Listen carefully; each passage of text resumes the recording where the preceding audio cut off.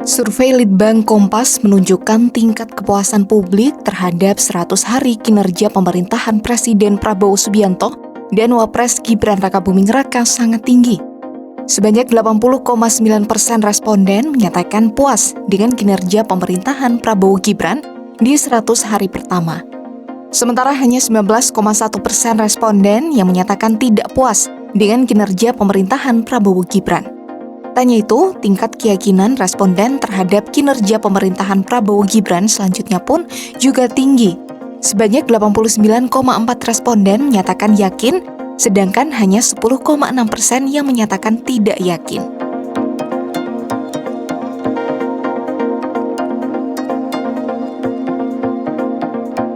Jika kita bandingkan tingkat kepuasan publik terhadap 100 hari kinerja Prabowo Gibran melampaui tingkat kepuasan terhadap kinerja 100 hari pemerintahan Presiden ke-7 Joko Widodo.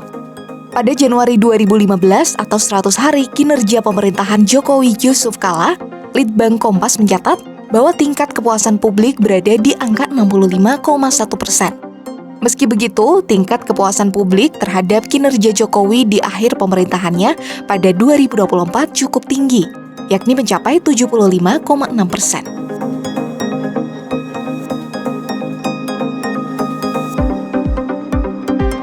Manajer riset Litbang Kompas, Ignatius Kristanto, mengatakan ada sejumlah faktor yang menyebabkan tingkat kepuasan terhadap kinerja Prabowo lebih tinggi dibandingkan Jokowi.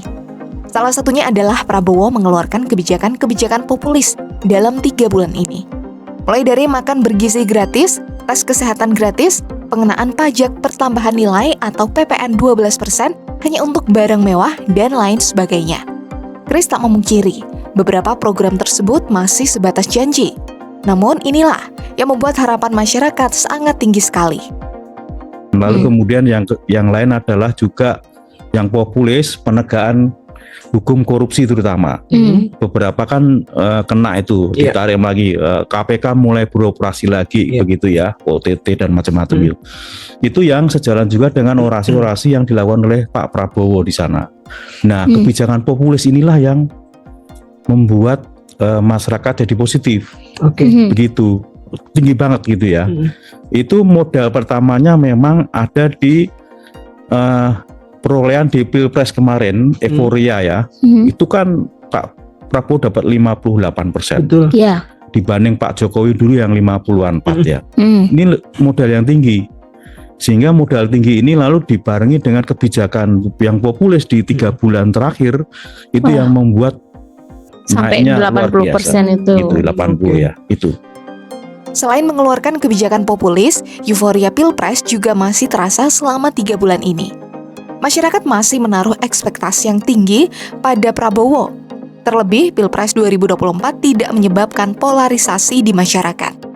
Kondisi ini berbeda dengan Pilpres 2014 dan 2019, di mana pendukung Jokowi dan Prabowo terfragmentasi.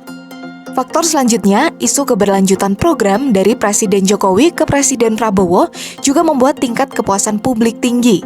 Sementara itu, saat awal Jokowi memimpin, tidak ada isu keberlanjutan program dari pemerintahan sebelumnya yang dipegang oleh Presiden ke-6 RI, Susilo Bambang Yudhoyono. Adapun survei Litbang Kompas ini dilakukan melalui wawancara tatap muka dari tanggal 4 sampai 10 Januari 2025. Sebanyak 1.000 responden dipilih secara acak menggunakan metode pencuplikan sistematis bertingkat di 38 provinsi Indonesia. Tingkat kepercayaan 95% dengan margin of error penelitian lebih kurang 3,1% dalam kondisi penarikan sampel acak sederhana. Survei ini dibiayai sepenuhnya oleh Harian Kompas.